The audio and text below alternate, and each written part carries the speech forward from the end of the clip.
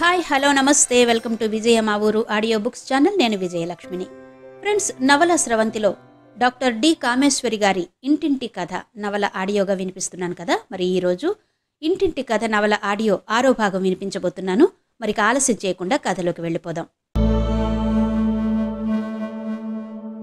ఆ రోజు ఆఫీసులో అందరికీ Ratan Lal birthday invitation cards పంచాడు ప్యూను. ప్రతి సంవత్సరం రతన్ లాల్ జన్మదిన సందర్భంగా పెద్ద పార్టీ జరుగుతుంది. ఆ పార్టీకి ఆఫీస్ స్టాఫ్ అందరికీ ఆహ్వానం వెళుతుంది. ప్రతి సంవత్సరం స్టాఫ్ అందరూ తలో 10-15 వేసుకుని ఖరీదైన బహుమతి కొని తీసుకెళ్లి పార్టీలో సుష్టుగా తిని వస్తారు. బంజారాహిల్స్లో పెద్ద భవంతి అంతా రంగురంగుల దీపాలతో బెలూన్స్తో అలంకరిస్తారు. పెద్ద గార్డెన్లో సోఫాలు టేబుల్స్ వేస్తారు. ఆ రోజు పెద్ద హోటల్కి ఆర్డర్ ఇస్తారు. ఆ బేరర్లే వచ్చి సర్వ్ చేస్తారు. స్టీరియోలో నుంచి అద్భుతమైన ఇంగ్లీషు సంగీతం వినిపిస్తుంటే రకరకాల కారుల్లో నుంచి రంగురంగుల దుస్తులతో అందంగా ఆధునికంగా ఫ్యాషన్ పెరేడ్కి వచ్చినట్టు వస్తారు స్త్రీలు పురుషులు. కూల్ డ్రింక్స్, హాట్ డ్రింక్స్, ఎవరికి ఏం కావాలో అవి దొరుకుతాయి. మంత్రులు, పెద్ద పెద్ద ఆఫీసర్లు, కంపెనీల వాళ్ల నుంచి సినిమా తారల వరకు ఆ పార్టీకి వస్తారు. అలాంటి పార్టీలు ఏ సినిమాలోనో తప్ప చూడలేని ఆఫీస్ స్టాఫ్ ఆ పార్టీ జరుగుతున్నంతసేపు ఏ ఇంద్రలోకంలోనో ఉన్నట్టు ఆ హడావిడి, ఆ ఆనందం అంతా వింతగా చూస్తారు. ప్రతి సంవత్సరం రతన్ లాల్ బర్త్డే కోసం ఎంతో ఉత్సుకతతో చూస్తుంటారంతా. వసంత కొత్తగా చేరిందేమో ఈ సంగతి తెలియక ప్యూనిచ్చిన ఆ ఇన్విటేషన్ తీసి ఆరాటంగా చదివింది. బాస్ పుట్టినరోజు, తనకి ఆహ్వానం. ఒక్కసారి వసంతకి గాలిలో తేలిపోయినట్టయింది. ఇన్నాళ్లకి తాను ఎదురు చూసింది ఒక్కటన్నా జరగబోతుంది. బాస్ పుట్టినరోజు పెద్ద పార్టీ. చక్కగా అలంకరించుకుని వెళుతుంది.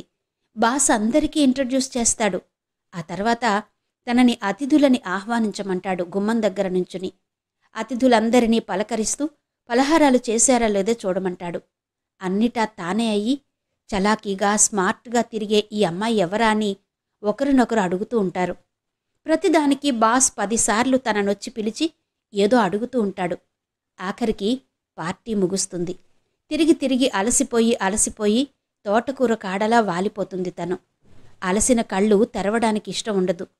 వసంత, ఓ సారీ, మీకు ట్రబుల్ ఇచ్చాను. పార్టీకి పిలిచి చాకరీ చేయించాను. మీరెంతో హెల్ప్ఫుల్గా ఉన్నారు. మీరు రాకపోతే అంతా ఒక్కడినే చూసుకోలేక ఇబ్బంది పడేవాడిని. మీలా చలాకీగా స్మార్ట్గా ఉన్న అమ్మాయి నాకు స్టెనోగా దొరికిందని అందరూ అసూయపడుతున్నారు. కమాన్ రండి, మిమ్మల్ని కార్లో ఇంటి దగ్గర డ్రాప్ చేస్తాను. అరే, ఇంతకీ నువ్వేం తినలేదా అంటూ స్వయంగా ప్లేట్ తీసుకొచ్చి తినే వరకు వదలడు.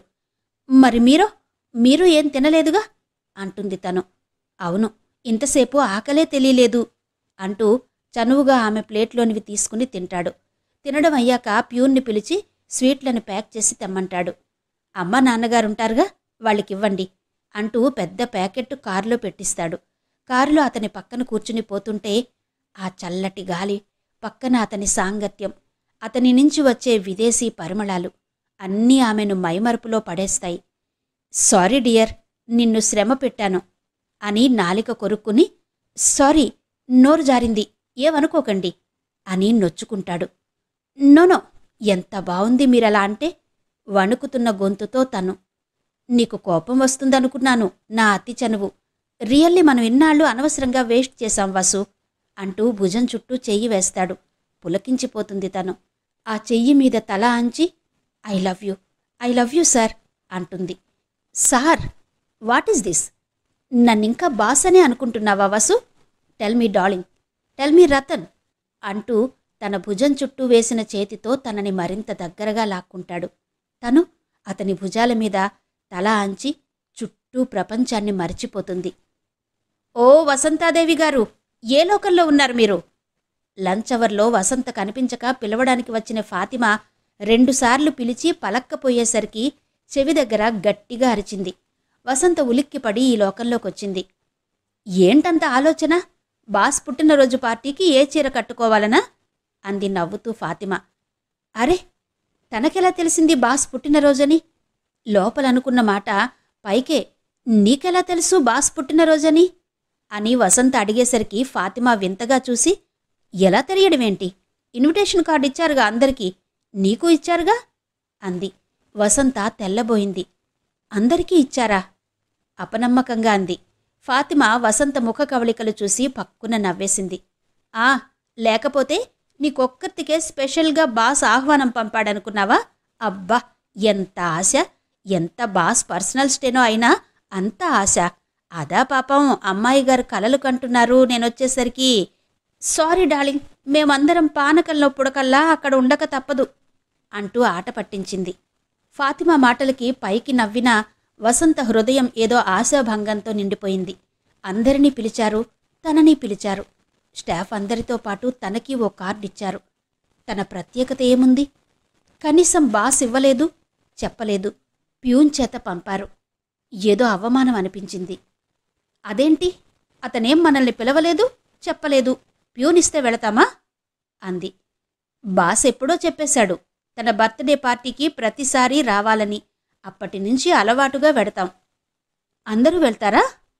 ప్యూన్ నుంచి మేనేజర్ వరకు మొత్తం స్టాఫ్ అంతా వెళ్తాం. ఏ, నువ్వు రావా? అందరం కలిసి సాయంత్రం 6 గంటలకి ఇక్కడ కలిసి ఆఫీస్ వ్యాన్లో వెళతాం ప్రతిసారి. ఏం చీర కట్టుకుంటావు? సాయంత్రం మంచి చీర కట్టుకుని బాగా తయారవ్వు. భలే బావుంటుంది పార్టీ. పెద్ద పెద్దవాళ్లంతా వస్తారు. అబ్బా, చూడాలి ఎన్ని రకాల ఫ్యాషన్స్ కనిపిస్తాయో తెలుసా? మనమంతగా ఎలాగూ తయారు కాలేం. కానీ ఈ ఒక్కరోజైనా మొహాలు జిడ్డు అడకుండా స్మార్ట్గా తయారవ్వాలి. సాయంత్రం ఇవాళ 1 గంట ముందు ఇంటికి వెళ్ళిపోయి మళ్ళీ తయారయ్యి 6 గంటలకల్లా ఉండాలిక్కడ. భలే పార్టీలే, ఎన్ని పెడతారో తెలుసా తినడానికి?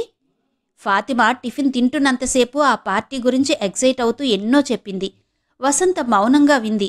కార్డు అందుకున్నప్పటి ఉత్సాహం పోయింది. బాస్ ఏమంటాడో చూడాలి. అప్పుడన్నా బాగా పలకరించి అందరికీ పరిచయం చేసి తనకేమన్నా పనప్పగిస్తాడేమో చూడాలి అనుకుంది వసంత. 4 గంటలకల్లా ఆఫీస్ వదిలి 4:30కి ఇల్లు చేరి తీరికగా శ్రద్ధగా ముస్తాబయింది.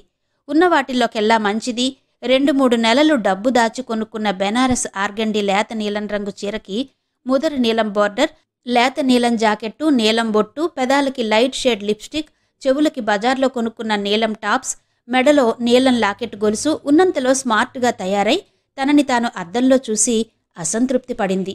కూతురు ముస్తాబు గమనించి, ఎక్కడికే అంత ముస్తాబు, మళ్ళీ ఎక్కడికెడుతున్నావు అంది కాంతమ్మ. మా బాస్ పుట్టినరోజు పార్టీకి పిలిచారు అంది ముక్తసరిగా. కాలేజీ నుంచి వచ్చిన మాలతి, అంటే కథ 3వ రీలుకొచ్చిందన్నమాట. పుట్టినరోజు పార్టీ, కారులో దింపడం, అసలు కథ ఇక్కడి నుంచి ఆరంభం అంది చిలిపిగా నవ్వుతూ. వసంత కావాలనే, నేనొక్కర్తినే కానే, వెర్రిమొహమా, మా స్టాఫ్ అంతా వస్తున్నారు అని చెప్పాలనిపించలేదు. కనీసం ఊహల్లోనైనా తనని చూసి దాన్ని అసూయపడని చెప్పి చులకనవటం దేనికి అనుకుంది. 6 గంటలకంతా బిలబిలమంటూ వ్యానెక్కి బయలుదేరారు. ప్రతివాళ్లూ చక్కగా తయారయ్యారు. అందరి మొహాలు ఏదో ఆట విడుపు దొరికినట్టు కళకళలాడుతున్నాయి. అంతా చేరేసరికి చీకటి పడుతోంది. ఆ చీకట్లో నక్షత్రాల్లా 100ల కొద్దీ బల్బులు మెరిసిపోతున్నాయి. కొన్ని కార్లు అప్పటికే బారులు తీరి ఉన్నాయి. లోపల కొందరు జనం అప్పుడే వచ్చారు. అబ్బా, ఏమిల్లు! వసంత దూరం నుంచే చూసి అనుకుంది. రతన్లాల్ గ్రే కలర్ సూట్లో మెరిసిపోతున్నాడు. అతని మెడలో పెద్ద పూలదండ ఉంది. పక్కన టేబుల్ మీద ఎన్నో పూల రకాలు, ప్రెజెంట్లు ఉన్నాయి. వచ్చిన అందరూ పూలగుత్తో ప్రెజెంటో అందించి విష్ చేస్తున్నారు. రతన్లాల్ అందరినీ సవినయంగా పలకరించుతున్నాడు. పలకరింపులయ్యాక ఎవరో వాళ్లని కుర్చీల దగ్గరకు తీసుకెళ్లి కూర్చోబెడుతున్నారు. ఆఫీస్ స్టాఫ్ అంతా కలిసికట్టుగా తాము కొన్న వెండి ఫిలిగ్రీ రథం ప్యాకెట్ సంయుక్తంగా అందిస్తూ అభినందనలు చెప్పారు. Oh, many thanks. అంతా వచ్చారా? Please, no formalities. అంతా పలహారాలు చేసి వెళ్ళండి అంటూనే ఇంకెవరో ఖరీదైన జంట రాగానే పలకరించడంలో మునిగిపోయాడు. అంతా కలిసి మళ్లీ అక్కడి నుంచి కదిలి దూరంగా వేసిన కుర్చీల వైపు వెళ్లి కూర్చున్నారు లాన్లో. పెద్ద పెద్దవాళ్లంతా సోఫాల్లో కూర్చుంటున్నారు. కొందరు నిల్చుని షోక్ గార్డ్ డ్రింక్స్ సిప్ చేస్తూ మాట్లాడుకుంటున్నారు. చీకటి పడిన కొద్దీ జనం ఎక్కువగా రాసాగారు. చీకట్లో ఇంద్రభవనంలా వెలిగిపోతున్న ఆ భవనం, తోట, ఫౌంటైన్స్, అందులో వనదేవతల్లా మెరిసే ఫ్యాషనబుల్ లేడీస్ని అందరినీ వింతగా కుతూహలంగా చూడసాగింది వసంత. ఆమె దృష్టంతా రతన్లాల్ వైపే ఉంది. అతనే ఆడవాళ్లతో ఎలా మాట్లాడుతున్నాడో, ఎంత అందమైన ఆడవాళ్ళు అతన్ని పలకరిస్తున్నారు, కొందరు చేతులెలా నలుపుతున్నారు, మరికొందరు భుజం చుట్టూ చెయ్యేసి నుదురు మీదో బుగ్గ మీదో ముద్దు పెట్టి అభినందనలు చెబుతున్నారో, అతనెంత స్మార్ట్గా అందంగా ఉన్నాడో చూస్తుంటే ఆమెలో ఏదో అశాంతి, అసూయ కలిగింది. పుట్టినరోజే ఇంత ఘనంగా చేస్తుంటే పెళ్ళి ఇంకెంత బాగా జరుగుతుందో. ఆ పెళ్లి కూతురు ఎంత అదృష్టవంతురాలో. ఆ అదృష్టవంతురాలు ఎవరో? తనెలా కాగలదు? కాగలిగే ఆశ ఉందా? ఏంటలా చూస్తున్నావు? మొదటిసారి నేను ఇలాగే వెర్రిమొహం వేసుకుని చూశాను. ఇప్పుడు అలవాటైపోయింది. తిను తిను అంది ఫాతిమా. బేరర్లందరికీ తలో ప్లేట్లు అందిస్తున్నారు. ఎన్నో రకాలు, కొన్ని రుచి చూడనివి, పేరు తెలియనివి ఉన్నాయి. ఆఖర్న ఐస్ క్రీం. కడుపు నిండింది. కాని ఆమె మనసంతా వెలితైపోయింది. అనుకున్నది, ఆశించినది ఒక్కటి కూడా జరగలేదు. రతన్లాల్ తననసలు చూడనేలేదు. ఇంత అందంగా శ్రద్ధగా అలంకరించుకుని వస్తే కన్నెత్తి చూడలేదు. పలకరించటం మాట దేవుడెరుగు. ఇంతమంది ఫ్యాషనబుల్ అందాల రాసుల మధ్య తను తేలిపోతుంది. ఏ ప్రత్యేకత లేనట్టు నీరసంగా నిరుత్సాహంగా కూర్చుంది. వెళ్లేటప్పుడు మళ్లీ అంతా గుంపుగా వెళ్లి నమస్కారం చేసి సెలవు తీసుకున్నారు. మేనేజర్తో కరచాలనం చేసి జనాంతికంగా థ్యాంక్స్ ఫర్ కమింగ్, అంతా పలహారం చేశారా అన్నాడు మొక్కుబడిగా రతన్లాల్. అంతా గొర్రెల మందలా తలూపి బయటపడి వ్యానెక్కారు. అదేమే, వెళ్లేటప్పుడు అంత ఉత్సాహంగా ఎగురుకుంటూ వెళ్ళావు? మొహం వాడిపోయిందే అంది తల్లి. పాపం, రాజశేఖరం కారులో లిఫ్ట్ ఇచ్చినట్టు లేదమ్మా అంది మాలతి ఉడికిస్తూ. ఆ మాటకి ఇంకోసారైతే దెబ్బలాడేదేమో. కాని ఇప్పుడు వసంత గుండెల్లో సన్నని నొప్పి, నిరాశతో వచ్చిన బాధ, ఏదో అవమానంతో ఆమె కళ్లల్లో నీరు తిరిగింది. చీకటి చాటున చప్పున కళ్ళు తుడుచుకుంది వసంత. ఏవండి, పిల్లలేడిచారా అండి? అల్లరి పెట్టారా ఏమన్నా? ఆఫీసు నుంచి పిల్లల్ని తీసుకెళ్ళడానికి వచ్చిన రామారావు మొదటి రోజు ఆరాటంగా అడిగాడు. అస్సలు ఏడవలేదు. మీ పాప కరుణ చక్కగా ఆడుకుంది. ఇన్నాళ్ళు ఇంట్లో ఆడుకోవడానికి ఎవరూ లేరేమో, ఈరోజు చాలా సరదాగా ఆడుకుంది. బాబుదేవుంది, పాలు పడితే చాలు అంది కమల నవ్వుతూ. పిల్లల్ని అందించింది. థ్యాంక్ గాడ్, ఒక వర్రి, బోధరేషన్ తప్పించారు అన్నాడు రామారావు. ఇప్పుడు ఇంటికెళ్ళాక ఎవరు చూస్తారండి? ఇంట్లో వంట అది. అనవసరంగా అతని విషయాల్లో కల్పించుకుంటున్నానేమోనన్న బెరుకుతో ఆగిపోయింది. అతను విషాదంగా, ఎవరు చూస్తారండి? అన్నీ నేనే చూసుకోవాలి. వండుకోవాలి, పిల్లల్ని చూసుకోవాలి. రాత్రంతా బాబు ఎన్నోసార్లు లేస్తూనే ఉంటాడు. పగలాఫీసు, రాత్రి సరిగా నిద్ర ఉండదు. అడక్కండి నా అవస్థలు దీనంగా అన్నాడతను. సరళ బదులు నేను పోతే బావుండేదనిపిస్తోంది. ఈ పిల్లలు ఎప్పటికి పెద్దవాళ్ళవుతారో, ఎలా అవుతారో తనలో తాను అనుకున్నట్టుగా అన్నాడతను. కమల జాలిగా చూసింది. అంతకంటే తనేం చెయ్యగలదు అనుకుంది. నిట్టూర్చి, పాపం, తల్లి లేని పిల్లల్ని, వాళ్ళిద్దరినీ మరింత ఆదరంగా చూస్తుంది. కరుణ అయితే ఒక్క నిమిషం కూడా వదలదు తనను. ఎంతోమంది తల్లిదండ్రులు పిల్లల్ని దింపిపోతున్నారు. కాని రామారావు స్థితి చూసి అతనంటే జాలితో, తనకు తెలియకుండానే అతనంటే అభిమానం కలిగింది కమలకి. ఒకరోజు సాయంత్రం 6 రామారావు ఆఫీసు నుంచి వచ్చి పిల్లల్ని తీసుకెళ్లలేదు. మిగతా పిల్లలంతా వెళ్ళిపోయారు. చీకటి పడసాగింది. రామారావుకి పిల్లల్ని అప్పగించందే ఎలా వెళ్లడం? ఆయా ముందే వెళ్ళిపోయింది. రజియా బేగంకి ఆ రోజు జ్వరంతో రాలేదు. కమల ఆందోళనగా ఏం చెయ్యాలో అర్థం కాక అటూ ఇటూ తిరిగింది. తన బస్సు వెళ్ళిపోయి ఉంటుంది. రిక్షాలో వెళ్ళాలి. ఈ పిల్లల్ని అప్పగిస్తే కాని తను ఎలా వెళ్లడం? అతనేమయ్యాడు? ఎందుకు రాలేదు? ఎవర్నడగడం? ఫోన్ చేస్తే ఎక్కడి నుంచి చెయ్యడం? ఈ పిల్లల్ని ఒంటరిగా వదిలి ఎలా వెళుతుంది? ఆలోచనలతో ఆందోళనతో సతమతమవుతుండగా 6:30కి చెమటలు కక్కుతూ ఉరుకులు పరుగులతో వచ్చాడతను. సారీ అండి, వెరీ సారీ. ఆఫీసర్ ఏదో అర్జెంటు పని కలిగించాడు. వచ్చేస్తుంటే పూర్తి చేసి వచ్చేసరికి బస్సు వెళ్ళిపోయింది. ఇంకో బస్సు కోసం వెయిట్ చేసి దొరక్క రిక్షాలో వచ్చాను. మీకు నా నుంచి ఆలస్యం అయిపోయింది, క్షమించండి. నొచ్చుకుంటూ అదే పనిగా క్షమాపణ చెబుతున్న రామారావుని చూసి చిన్నగా నవ్వింది కమల. పర్వాలేదులేండి, ఒక్క పూటకి. కాని మీరెందుకు రాలేదా అని కంగారు పడ్డాను, అంతే. పిల్లల్నందించి తాళం వేసి అతనితో బయలుదేరింది. మీరెలా వెళ్తారు? బస్సు దొరుకుతుందా ఇప్పుడు అన్నాడతను. లేదు, ఇక బస్సు కోసం చూడను, రిక్షాలో వెళ్ళిపోతాను అంది కమల. ఇద్దరూ రిక్షా కోసం చూస్తూ నడవసాగారు. పర్లాంగు దూరం నడిచినా ఏ ఖాళీ రిక్షా కనిపించలేదు. మనకు అవసరం వచ్చిన రోజు ఏదీ కనబడదు. పదండి, మా ఇంటికెళ్దాం. కాఫీ తాగే లోపల రిక్షా గాని ఆటో గాని తెస్తాను అన్నాడు రామారావు. ఏంటి, మీ ఇల్లిక్కడేనా? తెలీదే నాకు అంది కమల ఆశ్చర్యంగా. దగ్గర కనుకే, పిల్లల్ని వదలడానికి సులువైంది. ఇది మరో చోటైతే ఇంకా ఇబ్బందయ్యేది. రండి, ఈ సందులోనే అన్నాడు రామారావు. వద్దండి, రాత్రయింది, ఇంటికి వెళ్ళాలి, ఇంకోసారొస్తాను అంది కమల కాస్త సందేహిస్తూ. పర్వాలేదు, ఒక్క క్షణం కూర్చుంటే రిక్షా తెస్తాను. చుట్టుపక్కల ఏం కనబడ్డం లేదు. ఒక్కరూ ఎలా వెళ్తారు? నా మూలంగా ఆలస్యమైంది కనుక మిమ్మల్ని పంపే బాధ్యత నాదే అన్నాడు రామారావు. ఇంక కాదనలేక అతని వెంట నడిచింది. సందులో 4వ ఇంటి ముందాగి చేతిలో బాబుని కమలకందించి తాళం తీశాడు. 2 గదులు, వంటిల్లు, ముందుకి చిన్న గ్రిల్సున్న వరండా, ముచ్చటగా చిన్న ఇల్లు, కాని ఆడది లేని ఇల్లని తాళం తీయగానే ఎక్కడ పడితే అక్కడ పడి ఉన్న బట్టలు, పుస్తకాలు, బొమ్మలు, గిన్నెలు తెలిపాయి. అతను కాస్త బిడియపడుతూ, చూశారా, ఇల్లాలు లేని ఇల్లు అడవిలా ఉంటుందంటే నమ్మేవాడిని కాను ఎవరన్నా చెబితే. ఇప్పుడు అర్థమైంది అన్నాడు. పాపం, ఈ మానవుడు ఆఫీసులో చాకరీ చేసొచ్చి ఇప్పుడు ఇంటికొచ్చి వండాలి, పిల్లలకి పెట్టి నిద్రపుచ్చాలి. ఎంత అవస్థ పడుతున్నాడో. ప్లీజ్ కూర్చోండి, కాఫీ తెస్తాను, బ్రూ ఉంది కలుపుతాను అన్నాడతను. వద్దండి, అసలు మీరే అవస్థ పడుతుంటే నాకీ మర్యాదలెందుకు అంది కమల. అలా కాదు, మొదటిసారొచ్చారు, నాకోసం ఎలాగూ చేసుకుంటాను. ఒక్క నిమిషం అంటూనే వంటింట్లోకి వెళ్ళాడతను. అయితే ఉండండి, నేను చేస్తాను అంటూ చనువుగా వంటింట్లోకెళ్ళింది కమల. పాప కమల ఇంట్లో తిరుగుతూ ఉంటే సంతోషంగా కమలని అంటిపెట్టుకుని సంబరంగా తిరిగింది. బాబును పడుకోబెట్టి ఇంట్లో గుడ్డలు, పుస్తకాలు సర్దాలని వ్యర్థ ప్రయత్నం చేశాడు రామారావు. కమల కప్పుల్లో కాఫీ పోసి తెచ్చింది. రామారావు డబ్బాలో బిస్కెట్లు తీసి ప్లేట్లో పెట్టి పట్టుకువచ్చాడు. అన్ని పనులు మీరే చేసుకుంటున్నారా? పని మనిషన్నా ఉందా అడిగింది కమల.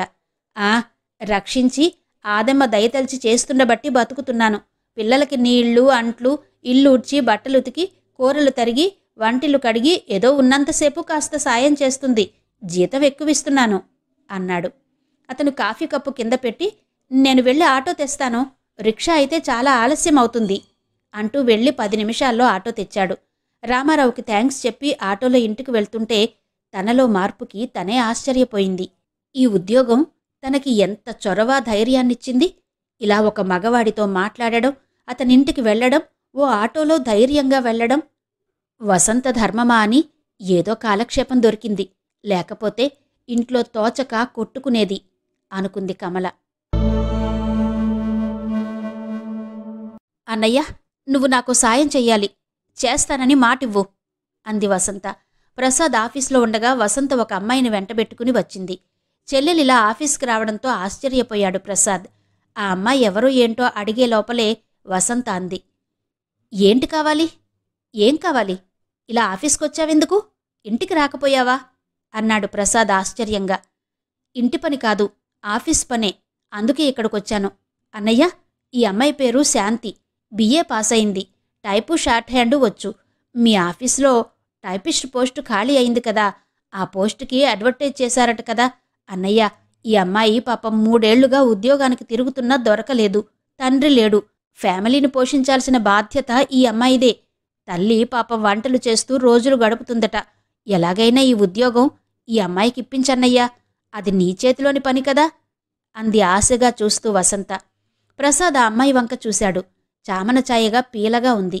ఆ మొహంలో కళ్ళు ఒక్కటే కనిపిస్తున్నాయి. ఆ కళ్లలో లోకంలో ఉండే దయంతా అక్కడే ఉన్నట్టుగా దైన్యంగా అతన్ని చూస్తున్నాయి. ఆ అమ్మాయి అతి సామాన్యంగా ఉంది. పైనుంచి కింది వరకు బేదరికం మొహంలో, దుస్తుల్లో అన్నిటా కనిపిస్తుంది. అయినా ఆమె కళ్లలో ఏదో ఉంది అనిపించింది ప్రసాద్కి. ఎవరిమే? నీ ఫ్రెండా? కాదన్నయ్యా, నేను ఉద్యోగం కోసం ఇంటర్వ్యూ వెళ్లిన రోజు ఈమె వచ్చింది. ఉద్యోగం నాకొచ్చింది. అప్పటినుంచి ఇంకా పాపం ఏదీ దొరకలేదట. ఇవాళ ఉదయం బస్సులో కనిపించి నన్ను గుర్తుపట్టి పలకరించింది. మాటల్లో ఇలా నీ కంపెనీలో ఓ పోస్టుంది, అప్లై చేశానంటే నాకు చటుక్కున గుర్తొచ్చింది అది మీ కంపెనీ అని. ప్లీజ్ అన్నయ్య, ఎలాగైనా ఈమెకి ఉద్యోగం ఇవ్వాలి. నిజంగా చాలా అవస్థలో ఉన్నారు అంది వసంత.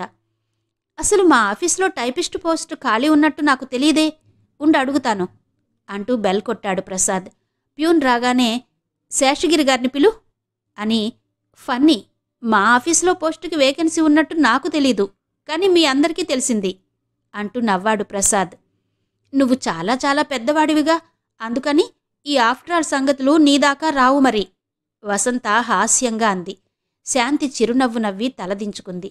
అడ్మినిస్ట్రేటివ్ ఆఫీసర్ శేషగిరిరావు రాగానే విషయం అడిగాడు ప్రసాద్. అవును సార్, రేపు 16న ఇంటర్వ్యూ ఉంది.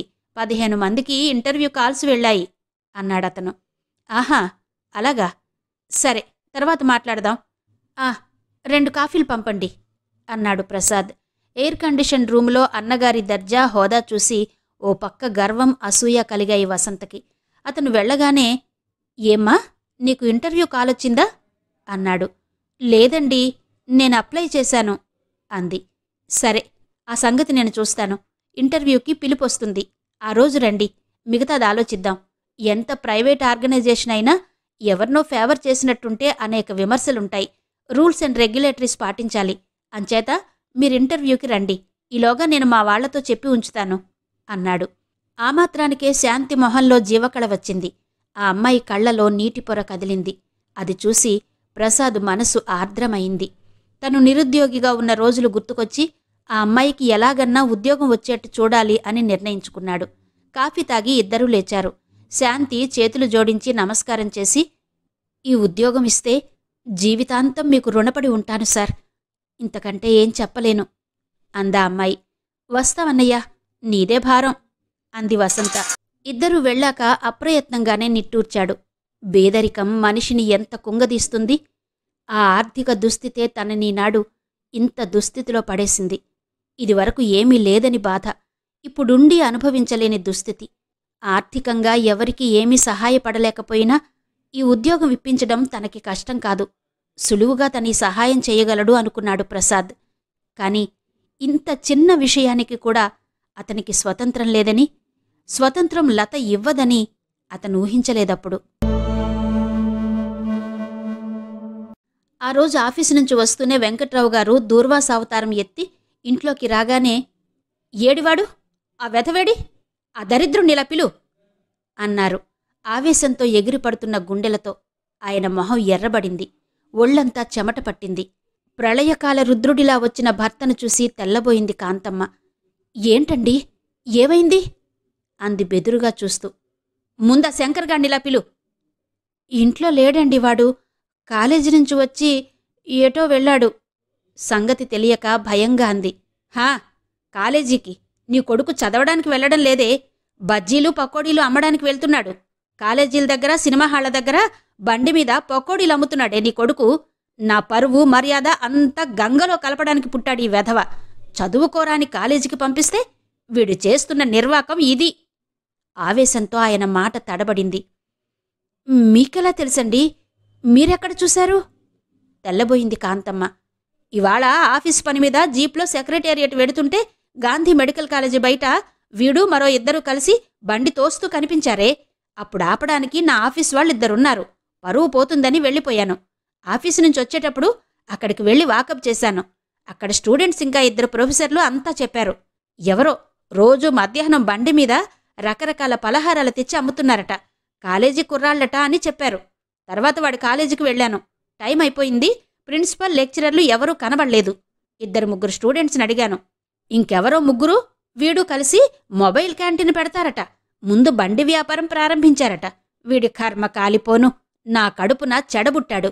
బజ్జీలమ్మి బతకాల్సిన కర్మ పట్టించానా వీడికి? నేనేం చదివించనన్నానా? కనీసం డిగ్రీ వరకైనా చెప్పించనా? ఏ ఇబ్బందులు పడ్డా పిల్లల కోసం కాదా? ప్రసాద్ అలా చేతిలోంచి జారిపోయాడు.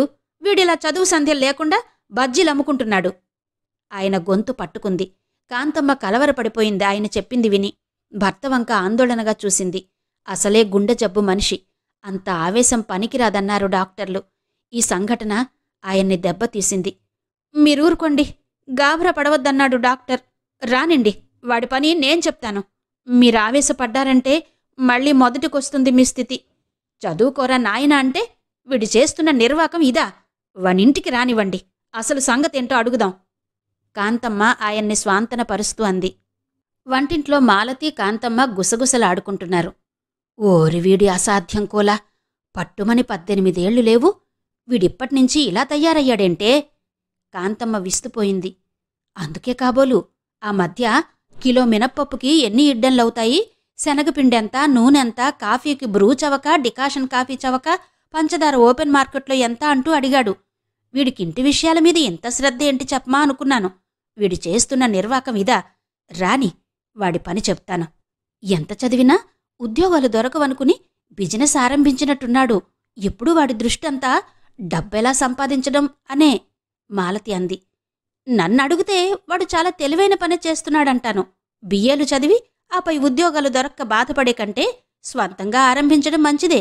కొన్నాళ్లు పోయాక వాడన్నట్టు మొబైల్ వ్యాన్ పెట్టుకుంటే బోల్డంత ఆర్జించొచ్చు.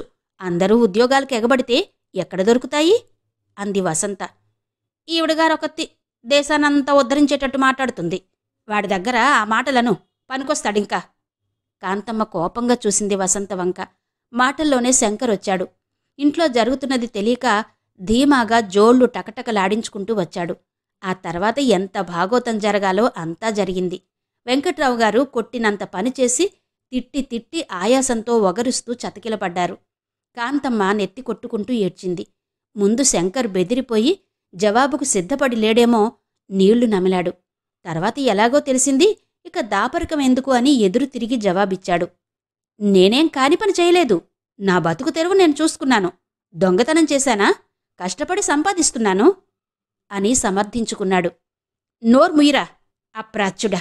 కష్టపడి సంపాదించడమంటే ఇంటి పరువు ప్రతిష్ట అన్నీ వదిలి బజ్జీలమ్మడమట్రా?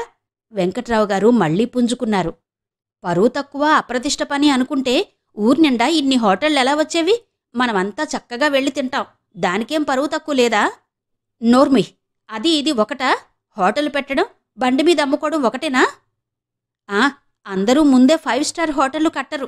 నెమ్మదిగా పైకొచ్చిన వాళ్లే అంతా. ఈనాడు పెద్ద పెద్ద హోటళ్ల వాళ్లంతా ఒకప్పుడు చిన్న హోటళ్లతో ఆరంభించుండొచ్చు. ఇనప కొలిమితో ఆరంభించాడు టాటా. ఇప్పుడు ఇండియాలో అందరికంటే గొప్పవాడయ్యాడన్నమాట మర్చిపోకండి. శంకర్ తలెగరేసి అన్నాడు. ఆహాహా, నీ చదువు ఇందుకు పనికొచ్చిందిరా బాబూ. భేష్! నీ కొడుకు ప్రయోజకుడయ్యాడే. వాడి బతుకు తెరువు వాడే చూసుకున్నాడు. రేపు నీ కొడుకు టాటా బిర్లాలని మించిపోతాడు ఈ బండి వ్యాపారంతో. వెంకట్రావు గారు కొడుకు వాదనని మాటల్లో నెగ్గలేక హేళనగా అన్నాడు. దరిద్రుడా! మీ నాన్నగారి పరువు ప్రతిష్ట ఏం కావాలనుకున్నావ్రా? రేపొద్దున్న నలుగురిలో ఆయన తలెత్తుకు తిరగాలా వద్దా? మీ అబ్బాయి బజ్జీలమ్ముతున్నాడని అంతా అడిగితే మొహం ఎక్కడ పెట్టుకోవాలరా? చదువుకోరా అంటే నీకిదేం బుద్ధి? కాంతమ్మ ఆగ్రహం అవధులు దాటింది. నిండా మునిగాక చలేంటన్న నిబ్బరం కనిపించింది శంకర్లో. అమ్మా, చదువు విజ్ఞానం కంటే ఒప్పుకుంటాను. కాని అది ఈ రోజుల్లో బతుకు తెరువుకు ఉపయోగపడ్డం లేదు. నాకసలు చదువంటదు. కష్టపడి ఎలాగో డిగ్రీ తెచ్చుకున్నా మనలాంటి అనామకులకి ఉద్యోగమిచ్చే దాతలు లేరు. ఇచ్చినా వాళ్ళిచ్చే 4-500తో ఈ రోజుల్లో బతకలేం అన్నాడు శంకర్. బజ్జీలమ్మి వేలు సంపాదిస్తావా? వెంకట్రావు గారు గర్జించారు. ఎన్ని వేలు సంపాదించావురా ఇప్పటికీ? శంకర్ ఒక్క క్షణం తండ్రి వంక నిబ్బరంగా చూశాడు. నాన్నగారు, బజ్జీలమ్మి నెలకి ఒక్కొక్కళం నెలకి 200 సంపాదిస్తున్నాం. కొన్నాళ్లు పోయాక మొబైల్ వ్యాన్ తిప్పుతాం. నలుగురం ఒక్కొక్కరం 1000 సంపాదిస్తాం. మేమంతా లెక్కలు వేశాం. అంతా ప్లాన్ చేశాం. కావలిస్తే చూడండి, ఈ 3 నెలల్లో నా చేతి ఖర్చులు పోను 500 పోస్టాఫీసు సేవింగ్స్లో వేశాను అంటూ పాస్బుక్ తెచ్చి చూపించాడు. డబ్బొక్కటేరా కావలసింది? పరువద్దా? పాలమ్మి కూరలమ్మి సంపాదిస్తున్నారు. అలా అని అవన్నీ మనం చెయ్యగలమా? మనకొస్తాయంటూ ఏడ్చింది కదా. పాస్బుక్ చూసి కాస్త తగ్గి వెంకట్రావు గారు కొడుక్కు నచ్చచెప్పే ధోరణిలో అన్నారు. అందుకే మన మధ్యతరగతి సంసారాలు రాను రాను అధోగతికి పడుతున్నాయి. మిడిల్ క్లాస్ కాస్త లోయర్ క్లాస్కి దిగజారడానికి ఈ ఫాల్స్ ప్రిస్టేజ్ కారణం. ఏం చేసినా పరువో అంటూ ఏడుస్తాం. ఎవరేమనుకుంటారో అని భయం. మనలో చెయ్యాలని ఉన్నా ఎవరికో భయపడి ఇబ్బందులున్నా సహిస్తారు గాని తెగించే ధైర్యం లేక పరిస్థితులకు లొంగి నానాటికి దిగజారిపోతున్న మన మధ్యతరగతికి పరువన్న పదం వదిలినాడే ముక్తి మోక్షం వస్తాయి. సంపాదించేది ఒకడు, తినేది 10 మంది. నలుగురు 4 పనులు చేసుకుంటే హాయిగా బతకొచ్చన్నది మనకు తట్టదు. ఏ ఆఫీసులో చేసేది ఉద్యోగమా? వసంత బయటకు వెళ్ళి 4 కాగితాలు టైపు కొట్టి సంపాదిస్తుంది. పెద్దక్కయ్య పిల్లలు నాడించి సంపాదిస్తుంటే లేని నామోషి నేను బజ్జీలమితే ఎందుకుండాలి? శంకర్ జవాబు చెప్పమన్నట్టు నిలేశాడు. వెంకట్రావు గారు జవాబుకి గుటకలు మింగారు. కాంతమ్మ కొడుకింత పెద్దవాడెప్పుడయ్యాడా అని విస్తుపోయింది. అన్రా అను, ఆడపిల్లల చేత కర్మకాలి ఉద్యోగం చేయిస్తున్నానని నువ్వు దెప్పరా? గతిలేక ఒప్పుకున్నాను. ఆ ప్రసాద్ అలా చెయ్యి జారిపోయాడు. కనీసం నువ్వన్నా చదివి సంపాదించి కాస్త నేను రిటైర్ అయ్యేనాటికి అందిస్తావనుకుంటే నువ్విలా. ఆయన శంకర్ మాటలకు జవాబేం చెప్పాలో తెలియక నిస్సహాయంగా అన్నారు. నేను చదివి ఉద్యోగం చేస్తేనే మిమ్మల్ని ఆదుకుంటానా? రేపు మొబైల్ వ్యాన్ పెట్టి సంపాదిస్తే ఆదుకోనా? నేను చదివి ఉద్యోగం చేసి ఆ వచ్చే 4-500తో నేనేం తింటాను, మీకేం పెడతాను? అంతకంటే పెద్ద స్థాయిలో బతకాలనే కదా ఎక్కువ సంపాదించాలని తాపత్రయం ఆరిందాలా అన్నాడు శంకర్. ఇది నీ బుర్రకు పుట్టిన బుద్ధేనా? ఎవరన్నా చెప్పారా?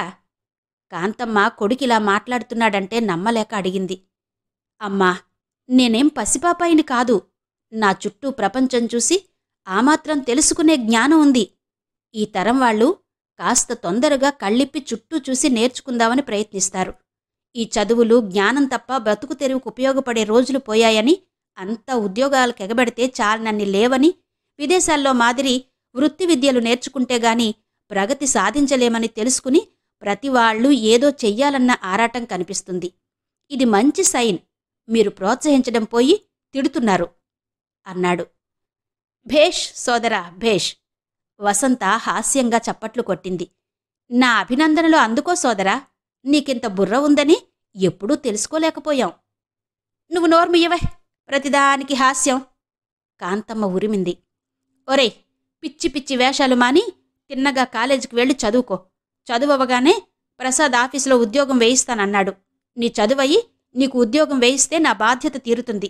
అప్పుడు మొబైల్ వ్యాన్ పెడతావో, హోటళ్లు పెడతావో, పెసరట్లే వేస్తావో నీ ఇష్టం. నా పోషణలో ఉన్నంతకాలం నా మాట మీద నడవాలి.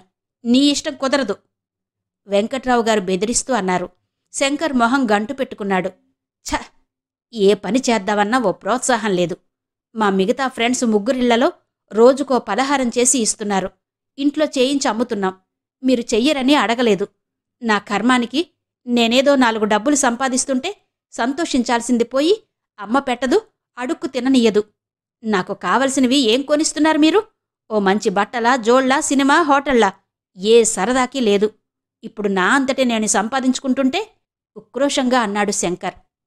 ఒరేయ్, నీ డబ్బురంది బాగుందిగాని రేపొద్దున్న నీకు పిల్లనెవడిస్తాడ్రా? చదువు సంధ్య లేనివాణ్ణి ఏ ఆడపిల్ల పెళ్లాడుతుంది? నీ సంగతి అలా ఉంచు. ఇంకా 2 ఆడపిల్లలున్నారు. వాళ్ల పెళ్ళిళ్ళవ్వద్దుట్రా? కాంతమ్మ నచ్చ చెప్పే ధోరణిలో అంది. పెళ్ళెందుకవదు? మహా చక్కగా అవుతుంది. ఈనాటి ఆడపిల్లలు సంపాదన లేనివాణ్ణి కట్టుకోరు. ఎలా సంపాదించినా డబ్బున్నవాడు కావాలి. పోని అంతగా పెళ్లాడకపోతే పీడపోయింది పెడసరంగా అన్నాడు శంకర్. వీడికి మతి ఉందో పోయిందో అర్థం కావడం లేదు. గాల్లో మేడలు కట్టడమంటే ఇదే. వీడేదో దీనిలో వేలు సంపాదించొచ్చు అనుకుంటున్నాడు. బిజినెస్, అందులో క్యాంటీన్ బిజినెస్ అంటే ఎన్ని మెలకువలు తెలియాలి? ఏదో అల్లాటప్పగా బజ్జీలమ్మినట్టు అనుకుంటున్నాడు. వ్యాను గీను ఎన్ని కావాలి అన్నారు వెంకట్రావు గారు. నాన్నగారు, మేమంతా ఆలోచించాం. బ్యాంకు లోన్ తీసుకుంటాం. ఓ వంటవాడిని పెట్టుకుంటాం. మా ఫ్రెండ్స్ 2కి డ్రైవింగ్ వచ్చు. పనులు 4గురం షేర్ చేసుకుంటాం. లాభం షేర్ చేసుకుంటాం. ఒక్కరి వల్ల అయితే కాదుగాని 4గురం కలిస్తే ఎందుకవదు? ఖర్చులు పోగా మనిషికి కనీసం 1000 మిగులుతుంది. లంచ్ టైంలో ఆఫీసులు, కాలేజీల దగ్గర ఎంత అమ్మకం జరుగుతుందో తెలుసా? శంకర్ తండ్రి మెత్తపడుతున్నాడనుకుని ఉత్సాహంగా చెప్పాడు. శంకర్ ఇదంతా ఆషామాషీగా చేయడం లేదని, చాలా దూరం ఆలోచించి పకడ్బందీగానే చేసేందుకు నిర్ణయించుకున్నాడని ఆయనకు అర్థమైంది. బిజినెస్లో ఓ 1-2 ఏళ్లు నిలదొక్కుంటే తర్వాత మంచి లాభాలుంటాయని ఆయనకీ తెలుసు. కానీ ఇలా వంటలమ్ముకునే బిజినెస్ అంటే ఆయనకు అంగీకారం కావడం లేదు. ఇంకేదన్నా అయితే అయిష్టంగా అయినా ఒప్పుకునేవారేమో. 4గురు ఏమంటారోనన్న భయం ఆయనది. ఉద్యోగం చేస్తే నా చదువుకేమొస్తుంది? మహా అయితే గుమస్తా, జీతం 500. ఈ కరువు కాలంలో ఏం సరిపోతుంది? శంకర్ తండ్రిని మెత్తపరచడానికి అనువైన సమయం ఇదేనని వేడిమీదే 4 దెబ్బలు వేస్తే ఇనుము వంగుతుందని అనుకున్నాడు. వెంకట్రావు గారికి శంకర్ మాటల్లో నిజాలని కాదనే శక్తి పోతోంది. అతని వాదన ముందు ఆయన అభ్యంతరం తేలిపోతోంది. ఏమైనా ఆయన మనసు మాత్రం అవుననలేకపోతోంది. తరతరాలుగా మధ్యతరగతి మనుషులకి ప్రతినిధి ఆయన. రక్తంలో జీర్ణించుకుపోయిన పరువు ప్రతిష్టల కోసం ప్రాకులాడే మధ్యతరగతి సంసారి. తన కోసం తను కాక 4గురి కోసం బతికే మధ్యతరగతి మనిషి. సమాజం కోసం ఏడుపు దాచుకుని మందహాసం మొహాన్న పులుముకోవలసిన తరగతి వ్యక్తి ఆయన. ఈ తరం వ్యక్తి శంకరులా కావాలన్నది చేయగలిగే మనస్థైర్యం ఆయనకి లేదంటే అది ఆయన తప్పు కాదు. మార్పుని అంగీకరించే గుండెబలం ఆయనకే కాదు, వెంకట్రావు గారిలాంటి మధ్యతరగతి మానవులకి ఉండదు. ఆయన అలసిపోయినట్టుగా తల పట్టుకున్నారు. వెళ్ళు, నన్ను ఆలోచించుకొని వెళ్ళు. ఒక్కరోజు మనశ్శాంతిగా ఉండనీయకు నన్ను. ఏదో దిక్కుమాలిన గొడవలు. ప్రశాంతంగా వంటికి నిండుగా ఒక్కరోజు పడుకునే అదృష్టం లేదు నాకు. వెళ్ళు, నా బుర్ర వేడెక్కిపోయింది. నేనేం చెప్పలేనిప్పుడు. ఆయన అవసరాన్ని మించిన కోపం చూపుతూ కసిరారు. అప్పటికి గండం గడిచినట్టు శంకర్ లోపలికి జారుకున్నాడు. మాలతీ, వసంత లోపలికెళ్లారు. భర్తని పలకరించే ధైర్యం లేక కాంతమ్మ అలాగే కూర్చుంది. ఇంతవరకు డాక్టర్ డి కామేశ్వరి గారి ఇంటింటి కథ నవల ఆడియో 6వ భాగం విన్నారు కదా. మిగిలిన కథ తరువాతి భాగాల్లో వినిపిస్తాను. మరి ఈ ఆడియో మీద మీ అభిప్రాయాల కోసం ఎదురుచూస్తూ మీ విజయలక్ష్మి.